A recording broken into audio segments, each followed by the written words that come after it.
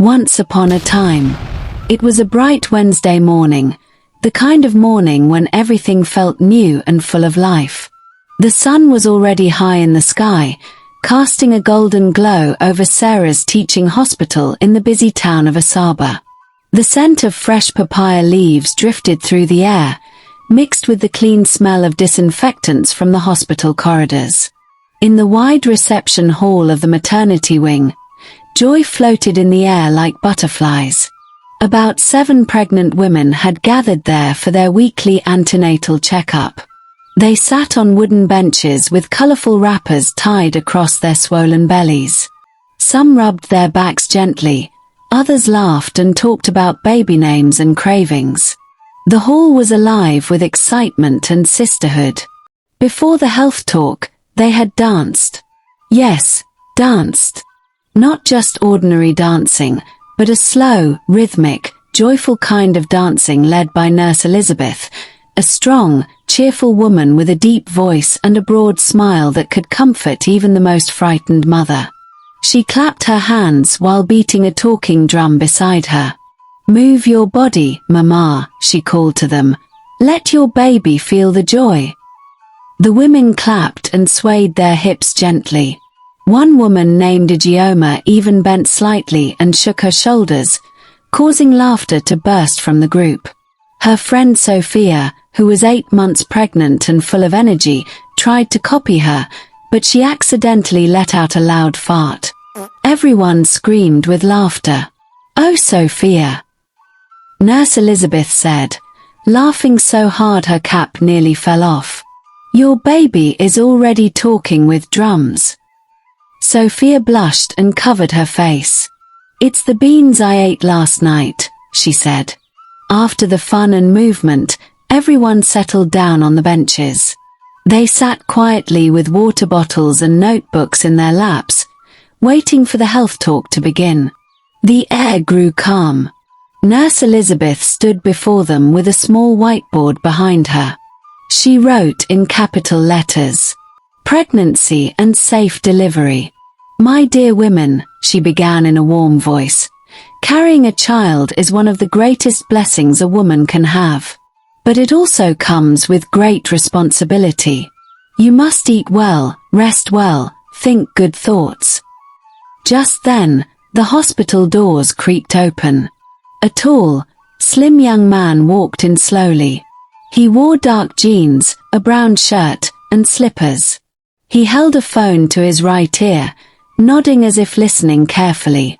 He said nothing loud, just soft murmurs. "Yes, yes.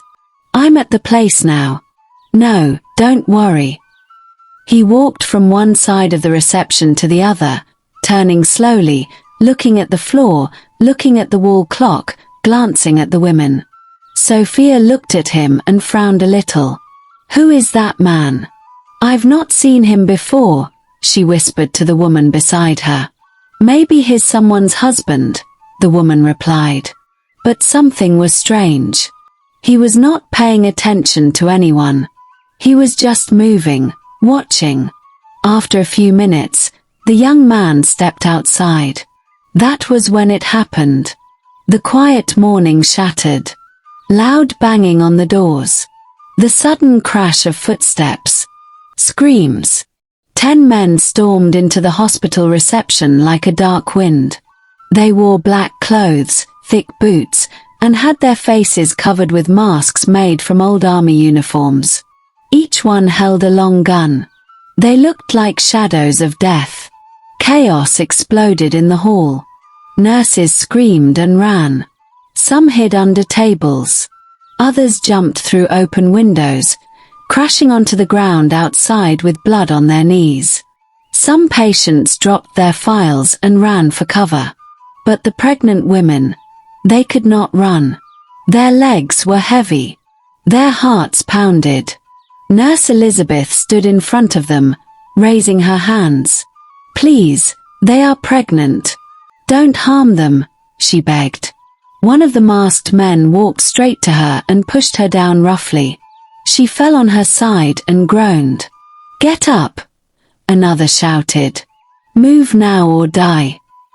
The women cried out in fear. Sophia held her belly and began to sob. "Please! I am carrying twins," she cried. "Silence!" One gunman barked. They were pushed and dragged toward the entrance. Their feet stumbled over each other. Some women fell. Some urinated on themselves. Nobody helped. They were forced into a black bus with broken windows and a loud engine. Their hands were tied tightly with ropes that cut into their skin. Blindfolds were wrapped around their faces. They were no longer mothers, they were prisoners. The bus moved. No one knew where they were going. The women could only hear the sound of tires crushing gravel. They could only smell the scent of engine oil and gunpowder. Their bodies bounced roughly with every pothole. Some groaned in pain. Sophia prayed in her heart. After what felt like forever, the bus stopped. "Out! All of you!" They were forced to stand. Their feet were burning. Their stomachs growled. Still blindfolded, the women were pushed forward. "Move, move!" the kidnappers shouted. They walked through bushes, thorns scratching their ankles. Sophia stumbled on a tree root and screamed. One of the men grabbed her arm tightly and spat on the ground. "You fall again, I'll use this gun on you," he growled. Tears ran down her face, but she kept walking. Finally, after what felt like hours, the blindfolds were removed. They were in the middle of a forest so thick that even the sun had trouble finding its way in. Tall trees surrounded them like prison bars. Monkey cries echoed in the distance. Flies buzzed. A tall man stepped forward. He was darker than the others, with a black band tied around his head. His eyes were full of fire. "I am Dagger," he said. "From now on, your lives belong to me." He threw 7 phones on the floor. "Call your husbands. Call your people. Tell them we want 2 million naira each. If they don't pay, we will bury you here." The women screamed. Some collapsed. Some vomited. One by one, they picked the phones and made calls. Sophia's hands were shaking. Her mouth was dry. Her tears wet the phone screen as she dialed. Lucas was in his workshop, repairing a customer's broken car, when his phone rang. "Lucas," she whispered when he answered. "Hello." "Sophia." "Lucas, they took us. They want 2 million. Please. I'm scared." Lucas froze. He slid out from under the car and sat down on the bare ground. "What? Where are you? Who are they?" 2 million. "Sophia. I don't have money like that. Please don't cry. I'll try." The line cut. His mouth was dry. He looked at his account balance. 85,000 naira. That was all he had saved to pay for her hospital delivery. Lucas dropped the phone. He couldn't breathe. He looked around, then shouted to the heavens. "God! Please no. Not my wife." But before I continue with the story, I want to thank all my wonderful subscribers and viewers for your love and support. If this is your first time here, or you've been watching without subscribing, please hit that subscribe button and join the family. We would love to have you. Thank you once again. Now, let's continue with the story. The moment Lucas dropped the phone, his entire world spun around him. He stood there under the hot sun, staring at the dusty ground of his workshop. His oily hands trembled. His spanner dropped from his fingers. For a moment, the voices around him faded. Cars passing, a child crying across the street, an apprentice calling his name, they all disappeared.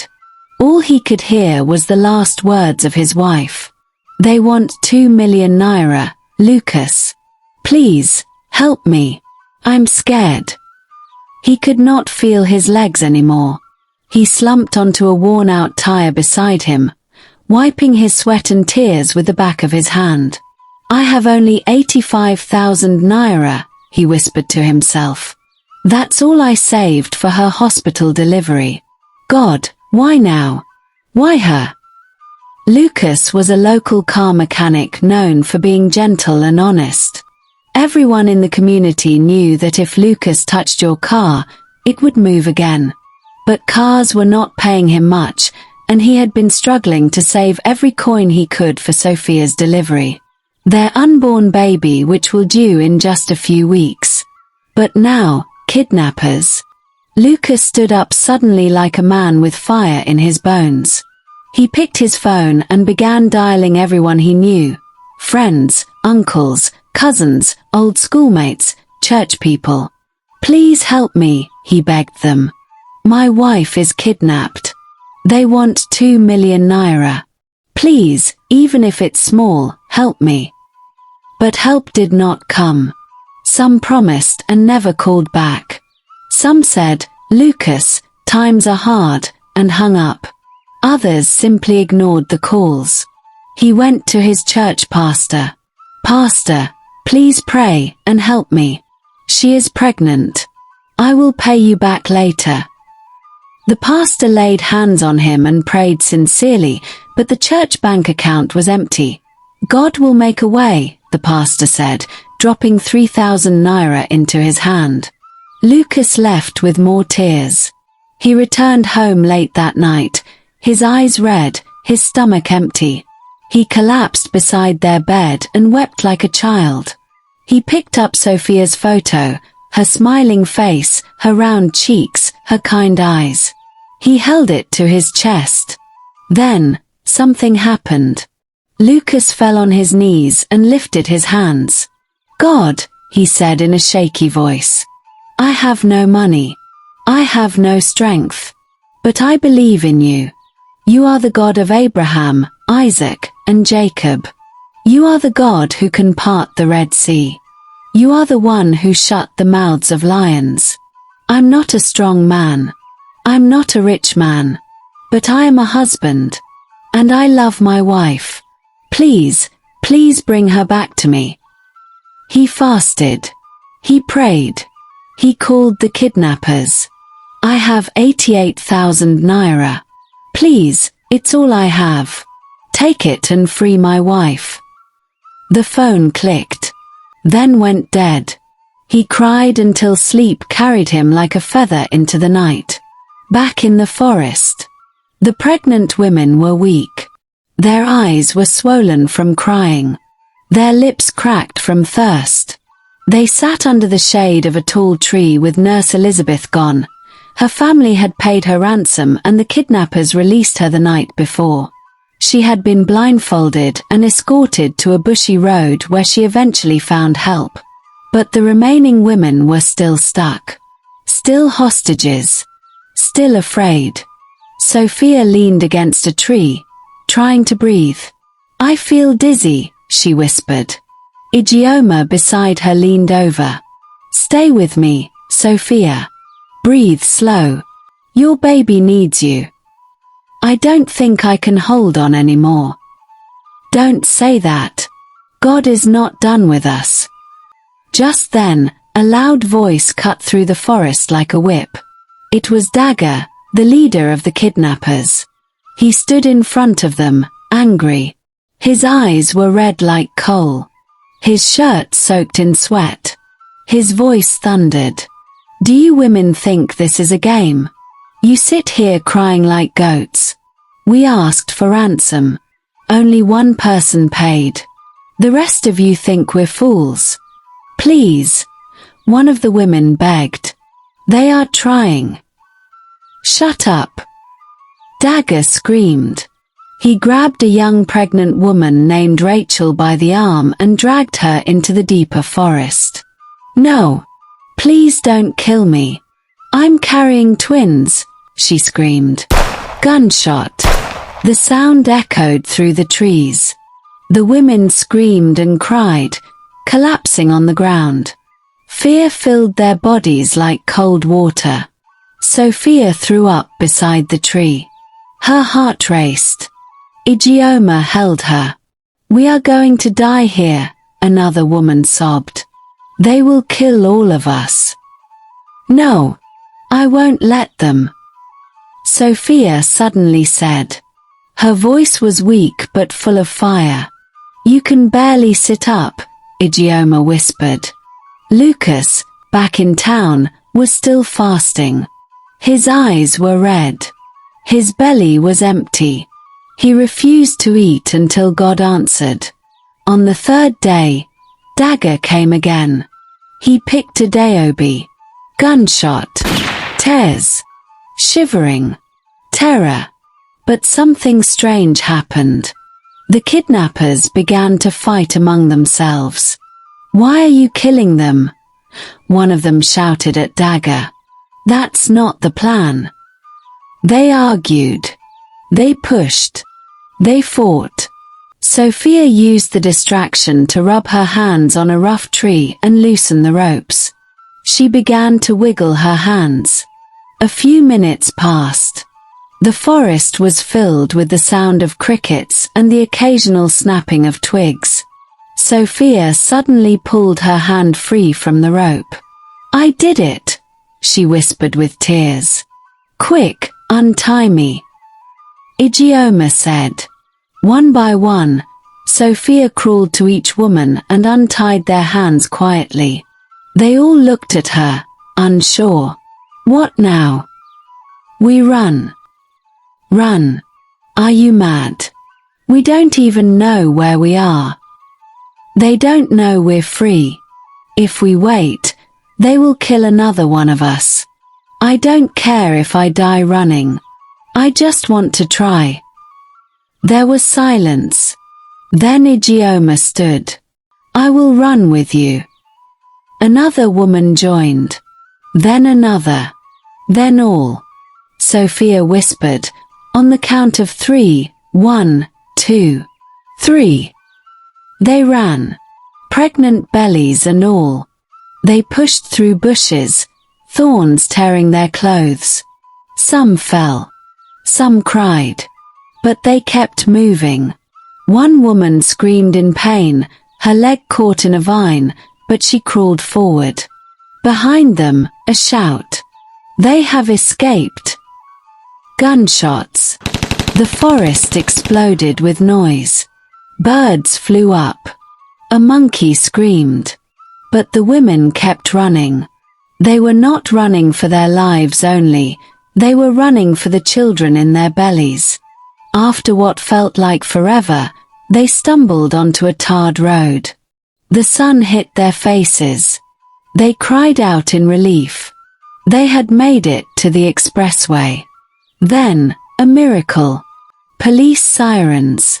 The hospital management had been working with the police to trace the kidnappers using technology and tips. When the police saw the women running, they knew it was them. "Get into the van.